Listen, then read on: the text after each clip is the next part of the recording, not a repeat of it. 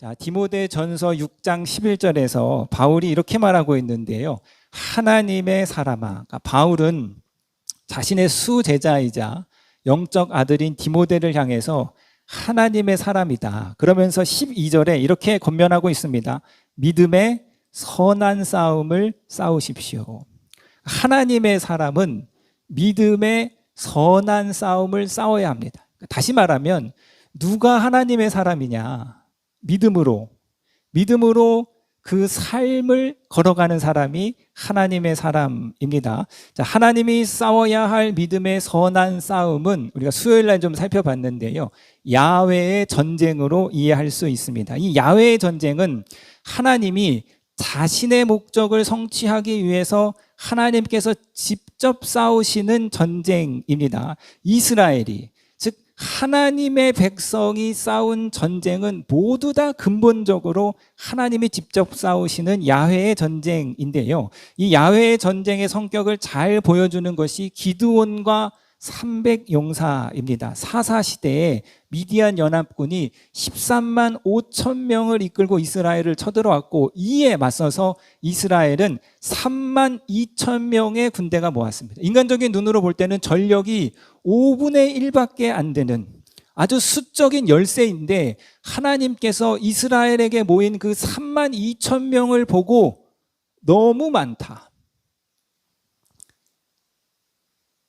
3만 2천 명, 5분의 1 수준인데 그렇게 싸워서 너희가 이기면 하나님이 싸우신 것이 아니라 너희가 싸워서 이겼다 할 것이 뻔하니까, 인류의 전쟁사 중에 이런 극적인 열세 속에서 이긴 전쟁들이 있으니까 만약에 싸워서 이기면 너희가 이겼다 할 것이 뻔하니까 3만 2천 명 너무 많다, 두려워 떠는 사람들을 다 돌려보내라. 2만 2천 명이 돌아갔습니다. 이제 10,000명 남은 거예요. 13만 대 만입니다. 그럼에도 불구하고 하나님이 너무 많다, 10,000명도 많다.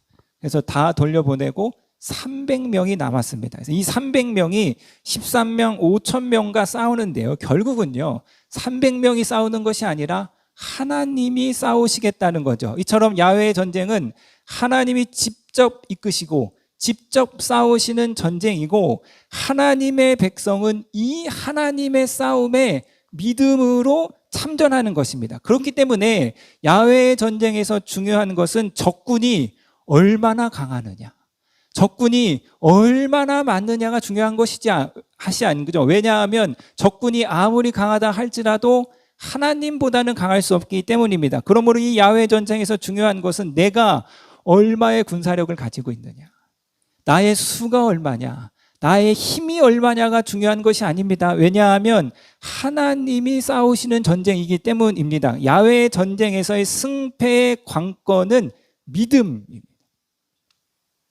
하나님에 대한 굳건한 믿음을 가지고 하나님께서 이 싸움 가운데 함께 하실 거라는 확신의 믿음을 가지고 전쟁에 참여하는 것, 이것이 야훼 전쟁의 승패의 관건입니다. 85세의 갈렙이 거인족, 그러니까 이스라엘 백성을 사사시대 내내 두렵게 만졌던 거인족 아낙 족속이 사는, 그리고 평지도 아니고 산지에 있는 헤브론을 이 85세의 노후의 갈렙이 믿음으로 점령하는데요. 자, 여호수아서 14장 9절에서 14절입니다. 그래서 모세는 그날 내가 주 나의 하나님께 충성하였으므로 너의 발로 밟는 땅을 영원히 너와 내 자손의 유산이 될 것이라 하고 맹세하셨습니다. 이제 보십시오. 주님께서 모세에게 이 일을 말씀하신 때로부터 이스라엘 백성이 광야에서 생활하며 45해를 지내는 동안 주님께서는 약속하신 대로 나를 살아남게 하셨습니다. 보십시오. 이제 나는 85살이 되었습니다. 모세가 나를 정탐꾼으로 보낼 때와 같이 나는 오늘도 여전히 건강하며 그때와 마찬가지로 지금도 힘이 넘쳐서 전쟁하러 나가는 데나 출입하는 데에 아무런 불편이 없습니다. 이제 주님께서 그날 약속하신 이 산간 지방을 나에게 주십시오. 그때 당신들이 들은 대로 과연 거기에는 아낙 사람이 있고 그 성읍은 크고 견고합니다. 그러나 주님께서 나와 함께 하시기만 한다면 주님께서 말씀하신 대로 나는 그들을 쫓아낼 수 있습니다. 여호수아가 여분네의 아들 갈렙을 축복하고 헤브론을 유산으로 그에게 주었다. 그래서 헤브론은 그니스 사람 여분네 아들 갈렙의 유산이 되어 오늘날까지 이른다. 이것이 야훼의 전쟁이고 이것이 하나님의 사람들이 싸워야 할 믿음의 선한 싸움입니다. 믿음으로 하나님이 직접 싸우시는 전쟁에 참전하여서 하나님과 함께 전장의 전리품, 승리의 전리품을 함께 누리는 것이지요. 사랑하는 성도님 여러분, 믿음이 우리를 위대하게 만듭니다. 믿음이 갈렙을 위대하게 만들어서 우리가 오늘도 찬양하잖아요. 이 산지를 내게 주십시오. 이 갈렙의 신앙을 우리가 오늘도 고백하고 있는데요. 자, 오늘 본문 히브리서 11장 2절에 이렇게 고백하고 있습니다. 선조들은 이 믿음으로 살았기 때문에 훌륭한 사람으로 증언되었습니다. 믿음으로 살았기 때문에 훌륭한 사람으로, 위대한 사람으로 증언되었습니다. 믿음이 우리를 위대한 사람으로 만드는데요. 자, 여러분, 믿음으로 야훼의 전쟁에 참전하는 것이 어려운 일입니까? 쉬운 일입니까? 어려운 일입니다. 그냥 어려운 일이 아니라 대단히 어려운 일입니다. 300명이 13만 5천을 싸우러 나간다. 싸우러 나가는 것이 아니라 죽으러 나가는 것이죠. 믿음으로 싸우는 것은 대단히 어렵기 때문에, 그렇기 때문에 믿음의 승리는 우리를 위대하게 만듭니다. 믿음이 우리를 위대하게 만드는데요. 자, 믿음에는 4가지 의미가 있습니다. 믿음은 동의하는 것이고, 또 믿음은 신뢰하는 것이고, 헌신하는 것이고, 순종하는 것입니다. 믿음의 4가지 의미죠. 동의와 신뢰와 헌신과 순종입니다. 자, 믿음의 시작은 동의예요. 하나님의 말씀에 동의하는 것, 하나님의 말씀에 아멘 하는 것이 믿음으로 들어가는 출입구입니다. 그런데 하나님의 말씀에 동의하는 것에서만 그친다면, 야고보식으로 표현한다면 그것은 죽은 믿음입니다. 야고보는 믿음이 있는데 살아있는 믿음도 있고 죽은 믿음도 있다. 그런데 죽은 믿음에는 아무런 효력도 없고 아무런 능력도 없고 죽은 믿음을 가진 사람은 구원받지 못함을 말하면서 귀신의 믿음을 예로 들고 있는데요. 야고보서 2장 19절입니다. 그대는 하나님께서 한 분이심을 믿고 있습니다. 잘하는 일입니다. 그런데 귀신들도 그렇게 믿고 떱니다.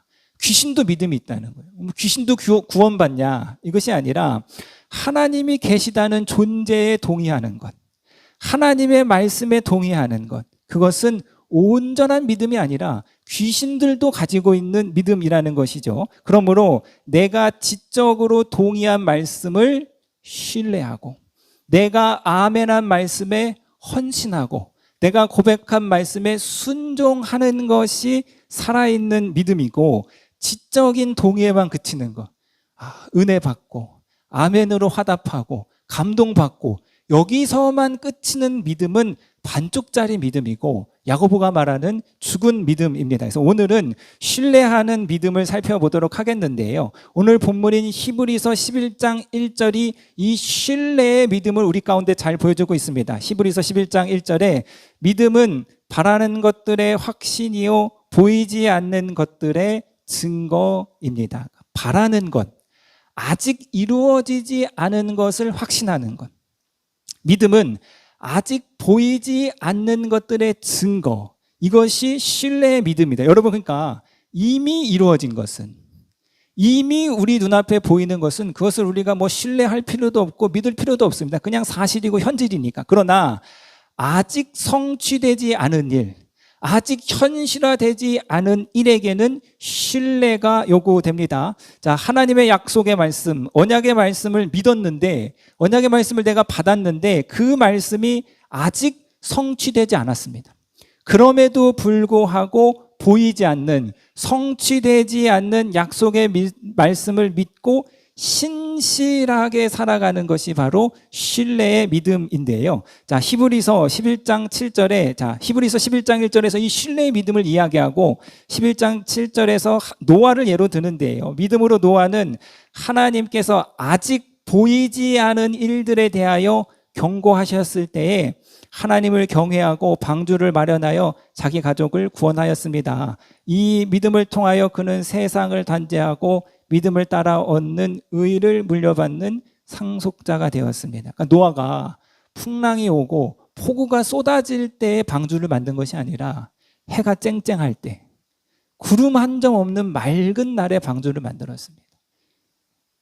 하나님의 심판이 있을 거라는 아직 이루어지지 않은 일에 대한 확신을 가지고, 눈에 보이지 않는 홍수의 심판에 대한 신뢰를 가지고 굉장히 긴 시간 동안 신실하게 방주를 지었습니다.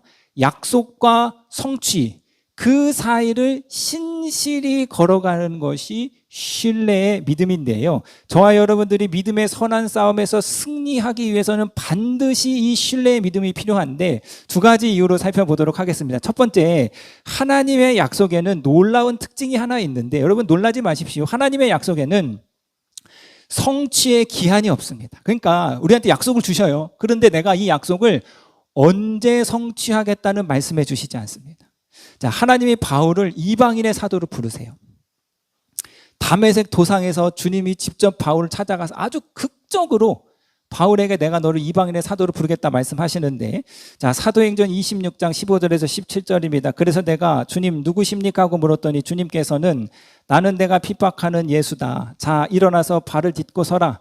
내가 내게 나타난 목적은 너로 일꾼으로 삼아 내가 나를 본 것과 내가 장차 내게 보여줄 일의 증인이 되게 하려는 것이다. 나는 이 백성과 이방 사람 가운데서 너를 건져내어 이방 사람들에게로 보낸다. 그것은 그들의 눈을 열어주어서 그들을 어둠의 빛에서 돌아서고 사탄의 세력에서 하나님께 돌아오게 하며, 또 그들이 죄 사함을 받아서 나에 대한 믿음으로 거룩하게 된 사람들 가운데 들어가게 하려는 것이다 하고 말씀하셨다. 그러니까 예수님이 바울에게 아주 극적이게, 누구도 부인할 수 없는 극적인 사건으로 나타나시고 바울에게 내가 너를 이방인의 사도로 쓰겠다고 약속하셨습니다. 그래서 바울이 아나니아의 안수로 눈을 뜨자마자 즉시로 다메섹 회당에 가서 하나님의 아들, 예수가 하나님의 아들이라는 복음이 전했고, 그러다가 죽을 뻔했습니다. 그래서 광주리를 타고 도망가서, 자,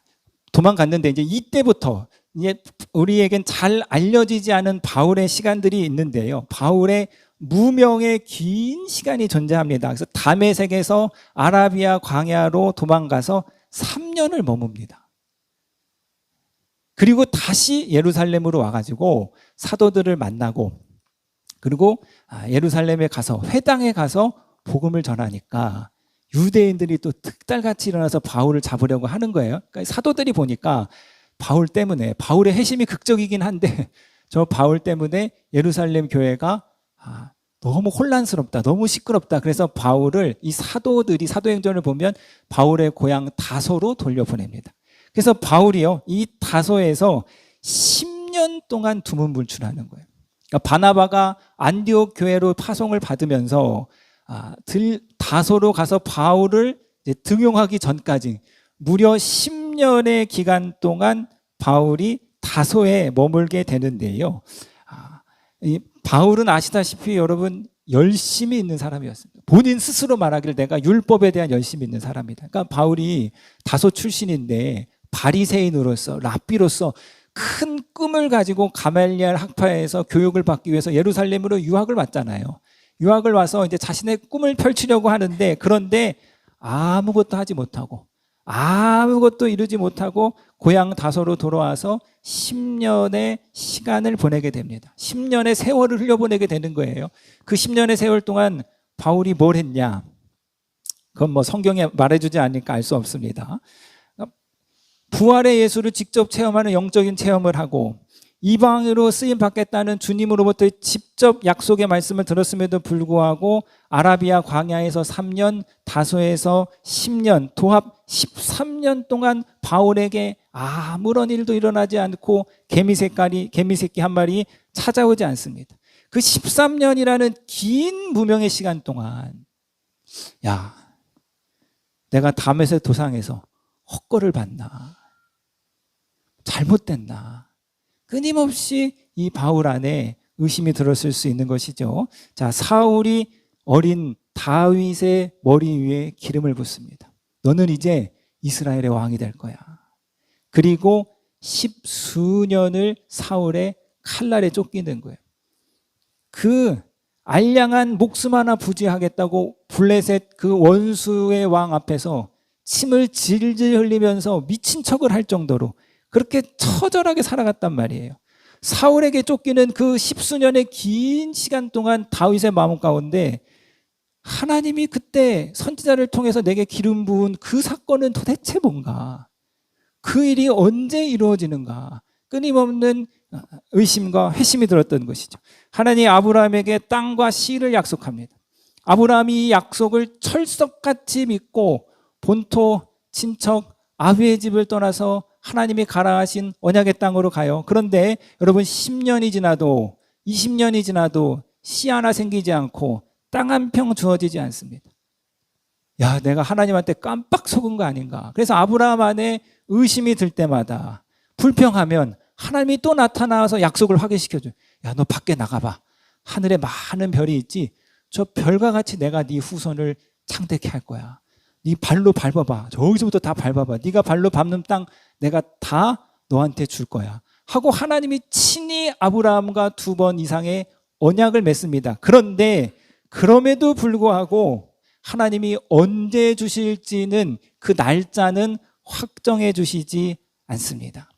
10년 후에 내가 너를 이방인의 사도로 세우겠다. 5년 안에 내가 너를 이스라엘의 왕으로 세우겠다. 20년만 네가 참으면 내가 땅도 주고 후손도 주고 다 줄게. 이런 약속의 성취의 기한이 하나님의 약속에는 없습니다. 자, 그러니까 여러분 이거예요. 내가 너를 왕으로 세워줄게. 그럼 우리 당연히 아멘이죠. 아멘, 할렐루야. 이 말씀에 여러분 동의 안 할 사람이 어디 있겠습니까? 하나님이 너를 축복해 주시고 하나님이 내 이름을 창대케 해 주신다. 그럼 우리는 다 아멘이고 할렐루야고 그 말씀에 우리가 전적으로 동의하는 거예요. 그런데 문제는 이 하나님의 약속이 언제 성취될지 모른다는 거예요. 자, 1년이 지나고 3년이 지나고 5년이 지나면 대부분의 사람들이 다 포기하는 거예요. 언약의 말씀, 약속의 말씀 다 잊어먹는 거예요. 바로 여기서 믿음의 승패가 갈립니다. 자, 그렇기 때문에 우리는 약속의 말씀을 붙잡고 끝까지 인내하는 신뢰의 믿음이 필요한 거죠. 약속의 말씀이 주어졌는데 그것이 성취되기 전까지인 그 긴 시간 동안을 신실히 살아가는 신뢰의 믿음이 필요하고 이 신뢰의 믿음의 본을 보여준 사람이 바로 믿음의 조상 아브라함인데요. 자, 로마서 4장 17절 이하인데 여기서 믿음을 제가 신뢰로 좀 바꿔서 읽겠습니다. 이것은 성경에 기록된 대로 내가 너를 많은 민족의 조상으로 세웠다 함과 같습니다. 이 약속은 그가 신뢰한 하나님, 다시 말하면 죽은 사람을 살리시며 없는 것을 불러내어 있는 것이 되게 하시는 하나님께서 보장하신 것입니다. 아브라함은 희망이 사라진 때에도 바라면서 신뢰하였으므로 너의 자손이 이와 같이 많아질 것이다 하신 말씀대로 많은 민족의 조상이 되었습니다. 그는 나이가 100세가 되어서 자기 몸이 이미 죽은 것이나 다름없는 줄 알면서도 그는 신뢰가 약하여지지 않았습니다. 그는 하나님의 약속을 신뢰하고 의심하지 않았습니다. 오히려 그는 신뢰가 굳세워져서 하나님께 영광을 돌렸습니다. 그는 하나님께서 스스로 약속하신 바를 능히 이루실 것이라 확신하였습니다. 그래서 하나님께서 이것을 보시고 그를 의롭다고 여겨 주셨습니다. 하나님께서 아브라함의 믿음을 시험하셨듯이 우리의 믿음을 시험하십니다. 너 이래도 이 처지가 돼도 이 꼬라지가 돼도 언약의 말씀, 약속의 말씀을 신뢰할 수 있겠느냐? 저 지긋지긋하게 변하지 않는 네 일평생을 괴롭혀온 저 인간을 네가 곁에 두고서도 너는 나를 신뢰할 수 있겠느냐? 희망이 전혀 보이지 않는 칠흑 같은 절망 속에서도 너는 나를 신뢰할 수 있겠느냐? 내 몸이 다 죽어서 이제는 더 이상 내 몸으로 아무것도 할 수 없는 그 형편과 처지 속에서도 너는 나의 언약의 말씀을 신뢰할 수 있겠느냐? 네, 주님께서는 능히 하실 수 있습니다. 이 신뢰의 고백을, 이 신실한 삶을 살아가심으로 믿음의 선한 싸움에서 승리하여서 영광을 누리시는 저와 여러분이 되시기를 주님의 이름으로 부탁드리겠습니다. 우리에게 신뢰의 믿음이 필요한 두 번째 이유는 믿음에는 반드시 장애물이 존재하기 때문인데요. 한밤중에 칠흑 같은 어둠 속에서 큰 풍랑이 제자들이 탄 배를 덮쳤습니다. 그런데 바다 저쪽에서 예수께서 물 위로 저벅저벅 걸어오시는데요. 이를 보고 제자들이 유령인 줄 알고 다 놀라 자빠졌습니다. 주님이 말씀하십니다. 나니 안심하고 두려워하지 말아라. 이 말에 베드로가 아주 놀라운 제안을 하는데요. 주님이면 나더러 물 위를 걸어서 오라 말씀하십시오. 이 당돌한 베드로의 제안에 주님께서 좋다, 오거라. 그래서요, 베드로가 물 위를 걸어갔습니다. 놀라운 믿음이죠. 한밤중입니다. 2000년 전에 무슨 배에 조명이 있는 것도 아니고 그 칠흑 같은 어둠 속에서 고요하고 평온한 바다가 아니라 풍랑이 있는 바다에 베드로가 첫 발을 내딘단 말이에요. 저 같은 사람은요, 막 죽었다 누가 뛰어 밀어도 안 들어가겠다고 버티는데 베드로가 첫 발을 내뒀단 말인 거예요. 그러니까 대단한 믿음인 것이죠.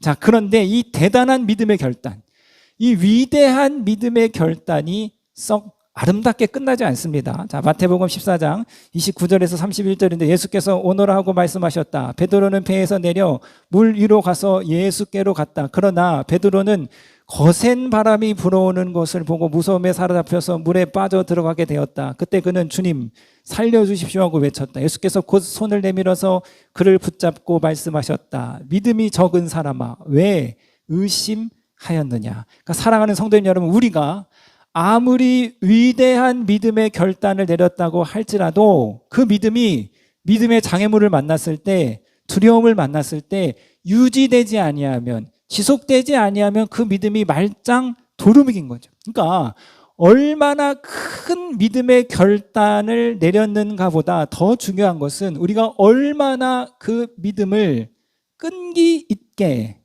장애물을 극복할 수 있느냐입니다. 작심삼일이에요. 작심은 다 하는데 3일밖에 안 가는 거예요.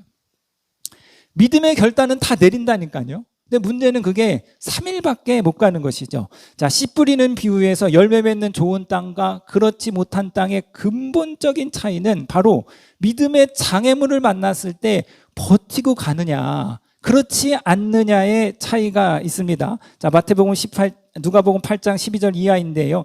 길가에서 떨어진 것들은 말씀을 듣기는 하였으나 그 뒤에 악마가 와서 그들의 마음에서 말씀을 빼앗아 감으로 믿지 못하고 구원을 받지 못하게 되는 사람들이다. 돌짝밭에 떨어진 것은 들을 때는 그 말씀을 기쁘게 받아들이지만 뿌리가 없으므로 잠시 동안 믿다가 시련의 때가 오면 떨어져 나가는 사람들이다. 가시덤불에 떨어진 것은 말씀은 들으나 살아있는 동안 근심과 재물과 인생의 향락에 사로잡혀 열매 맺는 데에 이르지 못하는 사람들이다. 그러니까 돌짝밭과 가시덤불, 말씀을 듣고 믿었습니다. 믿음이 생겼어요. 그런데 믿음의 장애물이 오니까, 시련이 오니까, 인생의 근심이 오니까, 세상의 향락이 오니까 그 믿음을 견디지 못하고 다 넘어진 사람들이에요. 그러나 좋은 열매 맺는 밭은 15절에 그리고 좋은 땅에 떨어진 것은 바르고 착한 마음으로 말씀을 듣고서 그것을 굳게 간직하여 견뎌내는 가운데 열매 맺는 사람들이다. 메시지 성경 이렇게 말하고 있는데, 그러나 좋은 땅에 떨어진 씨는 무슨 일이 있어도 말씀을 붙잡고 견디면서 추수 때까지 변치 않는 선한 마음을 가진 사람입니다. 신뢰하는 믿음의 핵심은 바로 이 장애물을 극복하는 지속성인 거죠. 믿음의 장애물을 만났을 때 포기하지 않고 뒤로 넘어가지 않고 내려놓지 않고 끝까지 믿음을 굳게 지키는 것입니다. 마음의 지구력의 저자인 윤홍균 정신과 전문의는 성공하는 사람과 실패하는 사람의 생각법을 대조해서 말씀드렸는데요. 다음 화면 보여주시면 이것이 실패하는 사람들의 생각이라고 합니다. 내가 노력한 만큼 성공한다. 노력과 성공이 정비례한다고 믿는 사람, 아주 이상적인 생각인데 이러한 생각을 갖고 있는 사람들이 실패한다는 거예요. 자, 다음 화면 보여주시면, 자, 현실은 실제로 성공과 성장과 성숙은 파란색 그래프가 아니라 빨간색 그래프라는 거예요. 그러니까 성공하는 사람들은 성공하는 길이 파란색 그래프가 아니라 빨간색 그래프라고 인식하고 있는 것이죠. 근데 실패하는 사람들은 성공의 그래프가 직선이라고 생각하는 거예요. 자, 그 다음 화면 보여주시면, 자, 성공을 향해 가는 그 길에는 우리가 우성장, 우상향할 때 있습니다. 그러나 항상 우상향만 존재하는 것이 아니라 음의 기울기를 만나는 거예요. 뒤로 물러날 때도 있고 넘어질 때도 있고 쓰러질 때도 있는 것이죠. 왜냐하면 항상 작용에는 반작용이 있기 때문이라고 말해요. 내가 노력하는 만큼 반대의 힘이 있다는 거예요. 야, 나 이번에 10등 올려야지. 그러면 내 위에 있는 10명은 아무 노력도 안 하고 있느냐? 아닌 거예요. 그들도 열심히 하는 거예요. 내가 새로운 시장에 가서 연매출 몇 억 해야지. 그러면 다른 회사들은 가만히 있느냐? 아닌 거죠. 신생회사가 오면 막 짓밟아 죽이려고 하는 거잖아요. 이처럼 항상 반대하는 힘이 존재하기 때문에 내가 노력하는 것에 비례하여서 그래프가 우상향한 것이 아니라 때로는 뒤로 넘어질 때도 있고 후진할 때도 있고 이렇게 하면서 이제 우상향 한다는 거예요. 자, 우리 믿음에도 이 작용과 반작용의 법칙을 적용하면 내 믿음만큼 반대하는 힘이 존재해요. 내가 믿음을 가진 만큼 장애물이 존재하는 것이죠. 하나님이 아브라함과 언약을 맺고 내가 너로 큰 민족이 되겠다. 그런데 아브라함의 아내가 불임이에요. 아브라함의 아내만 불임이 아니라 이삭의 아내 리브가도 불임이고 야곱의 아내 라헬도 불임입니다.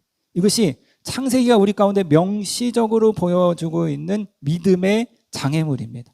다윗의 자손 예수여 나를 불쌍히 여겨주소서 큰 소리로 맹인이 외쳤더니 사람들이 그 맹인을 들고 예수 앞으로 데려간 것이 아니라 야 이놈아 재수없어 조용히 하고 때린 믿음의 장애물.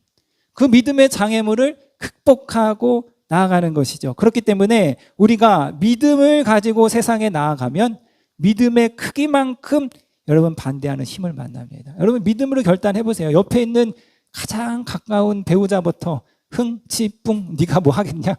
가장 조롱을 듣는 것이죠.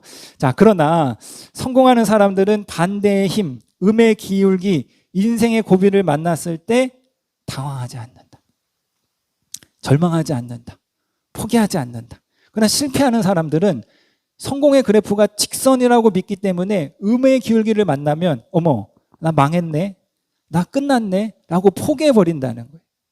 그래서 성공하는 사람들은요, 이 고비를 만날 때, 음의 기울기를 만날 때 이를 성공의 과정으로 인식하는 거예요. 그러니까 모든 성공한 사람들은 다 실패하고 나락을 걷고 하다가 올라갔으니까 이 인식의 차이가 바로 마음의 지구력을 만든다.